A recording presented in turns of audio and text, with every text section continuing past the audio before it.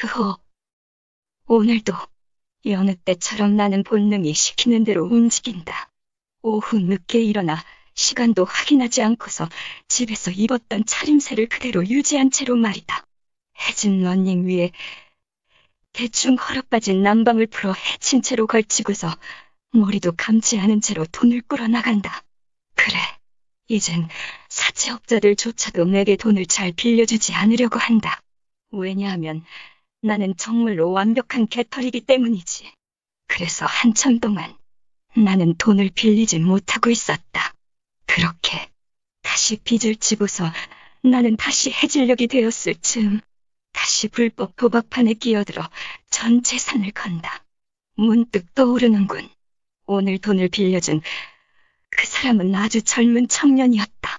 검은 머리에 검은 눈동자를 한 예쁘장한 동안의 청년.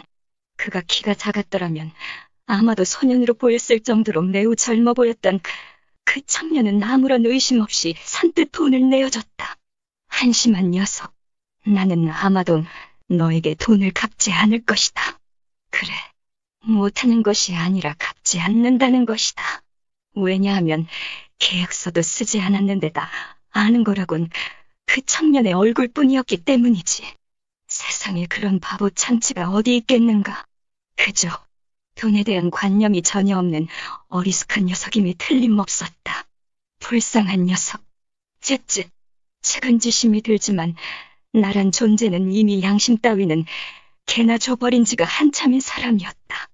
74번 고객님, 열배 베팅에 당첨되셨습니다. 축하합니다. 순간 나는 내 귀를 의심할 수밖에 없었다. 74번 고객님, 열배 베팅에 당첨되셨습니다.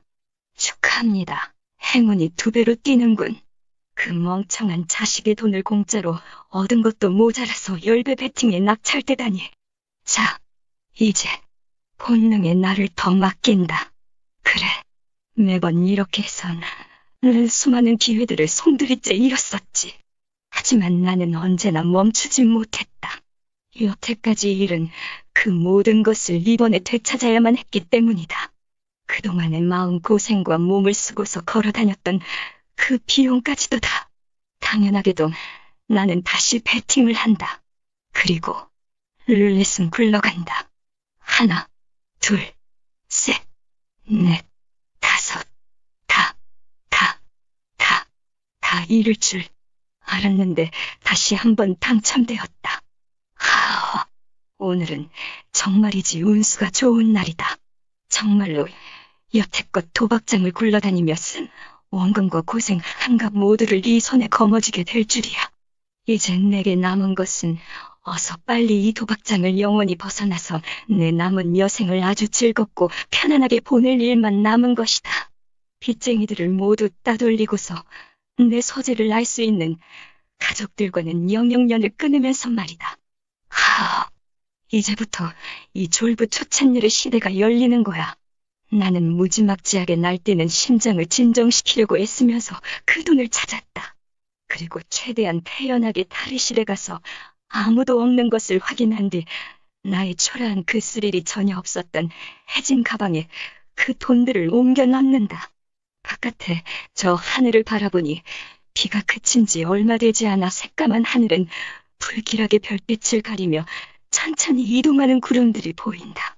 왠지 모르게 그 구름들은 억울한 표정을 한 사람 같은 모양을 띠고 있었다. 에이, 재수없게 다시 그 더러운 표정의 하늘을 보긴 싫어졌다. 큰 돈을 가지고 있으면 나는 녀석들의 표적이 되기 십상이다. 몇몇 녀석들은 나를 미행하는 것 같기도 했었지만 그건 착각일 확률이 꽤나 높았다.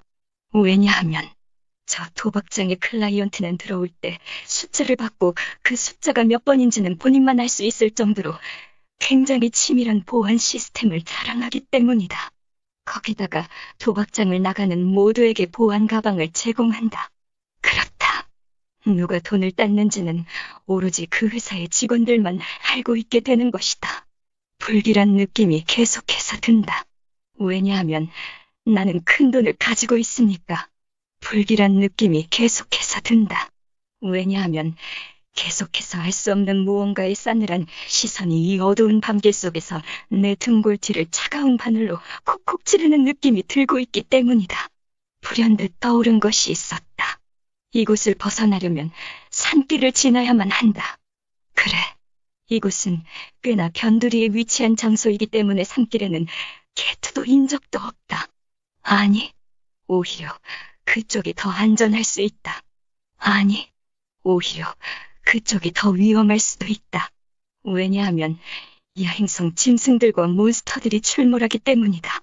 나는 서서히 아무런 대비조차 할 수 없는 채로 이 무거운 돈들이 들어있는 헌사남용 가방을 메고서 맨몸으로 이 어둡고 칙칙한 산길 속을 향해 걸어가고 있었다.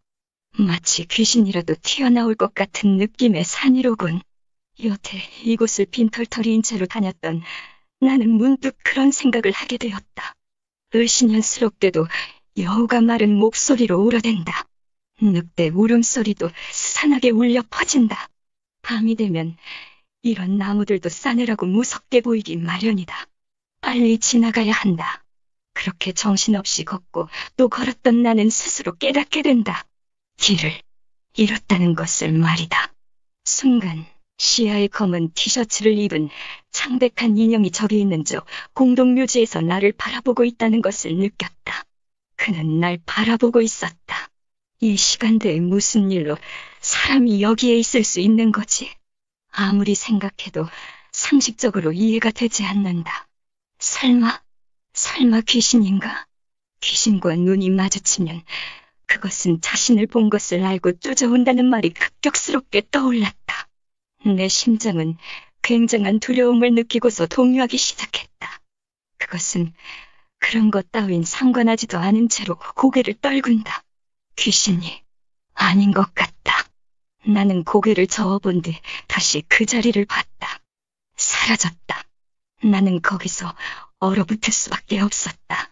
마치 그곳에 아무것도 없던 것처럼 그것은 완전히 사라져 있었다.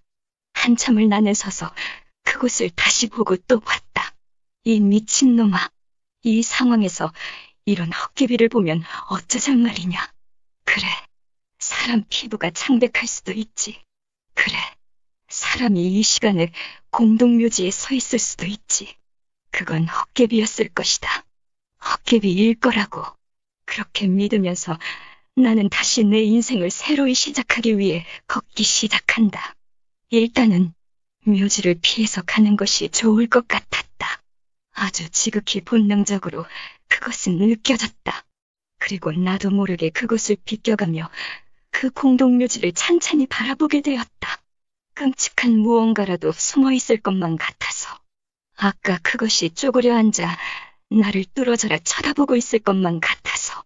휴, 아무것도 없잖아? 나는 살떨리는 공포에 사로잡혀 쫄깃해진 심장을 쓸어내리며 한번 깊고 편안하게 숨을 내쉬었다. 역시 헛개비를 본 것이다. 너무 긴장해서 그랬던 것이 틀림없다.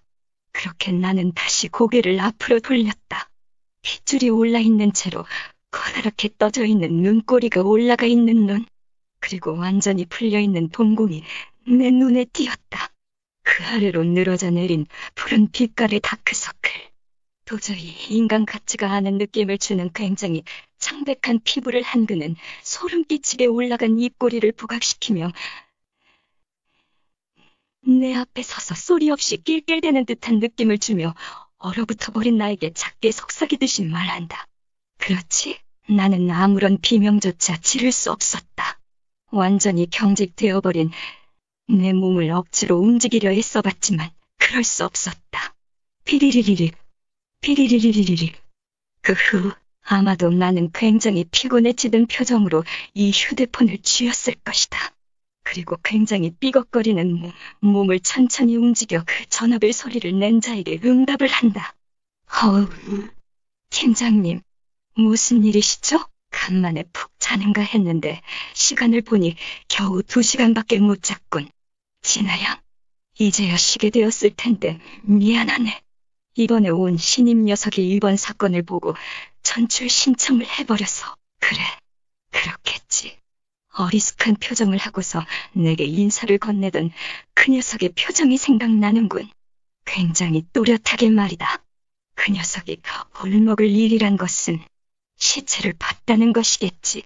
나는 후줄근한 옷을 벗어 던지고 조금 덜 후줄근한 옷을 입고서 자차를 타고서 사건 발생지인 에일밴드 마운틴을 향해 가고 있었다. 그곳에 무엇이 있는지 꿈도 꾸지 못한 채로 말이다. 그곳에 도착하자 수군대는 소리가 들리기 시작한다. 들리는 단어들은 평소와 달랐다. 정말 미친 녀석이로군. 정신이 나간 녀석이야. 이런 녀석이 이곳에 산다니. 끔찍한데? 나도 전출할까? 그래. 이건 겁쟁이들의 대사다. 하지만 그럴 만했다.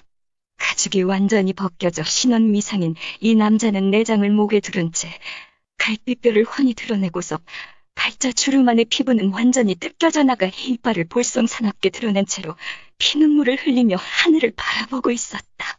그 위엔 명확한 메시지를 전달하려는 듯 조각조각 붙은 싸구려 지폐들이 헌가방에서부터 시체까지 아무렇게나 떨어져 있었다. 마치 예술 조각을 보는 느낌이다. 정말이지. 정신 나간 녀석이군. 돈에 허덕이는 사람에 대한 인생관을 완벽하게 표현한 이 생체 조각상은 정말이지 끔찍하다. 보아하니 창자를 꺼내는 과정에서 이 사람은 쇼크살을 했을 가능성이 높았다. 녀석은 단순히 죽이는 것이 목표가 아니었다. 저렇게 엽기적인 형태를 하고선 넌센스한 의미를 내포한 끔찍하고 아름다운 조각상을 부디 고생하면서까지 만들어낸 이유는 이 사회에 불만이 많다는 소리다. 반사회적인 인물, 수사 케이스에 그런 전과가 있는 녀석들부터 올려야겠다. 아마 의미는 없을 것이다. 드러난 녀석들은 저런 수법을 보인 적이 없으니까. 아무래도 외지인일 가능성이 높은 것이니까. 알반, 이랬던가? 이제야 녀석이 전출한 이유를 이제야 알 것 같군. 저런 것을 봐버린 나는 혀를 차며 고개를 저을 수밖에 없었다. 아, 이런. 오늘 식사는 다 했군 그래.